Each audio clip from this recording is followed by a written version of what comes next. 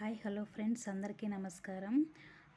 నవగ్రహ స్తోత్రములలో ఈరోజు మనము రాహు స్తోత్రం గురించి తెలుసుకుందామా. మరి దారిద్ర్య నివారణ జరగాలంటే, అదృష్టం అనేది మనకు రావాలంటే రాహు స్తోత్రాన్ని మనము నిత్యము పఠించాలి.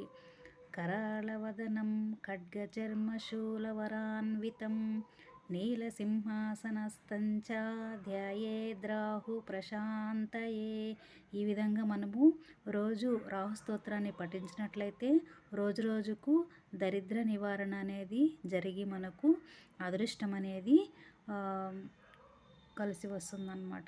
ఓకేనా ఫ్రెండ్స్, తప్పకుండా అందరూ కూడా రాహు స్తోత్రాన్ని పఠిస్తామా. మరి అదేవిధంగానే అపమృత్యు బాధలు తొలగుటకు కేతు స్తోత్రాన్ని మనము పఠించాలి.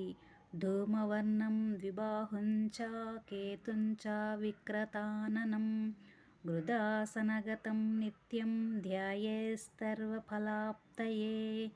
ఈ విధంగా కేతు స్తోత్రాన్ని మనము రోజు పఠించినట్లయితే మా అపమృత్యు బాధల నుండి మనకు విముక్తి అనేది కలుగుతుంది.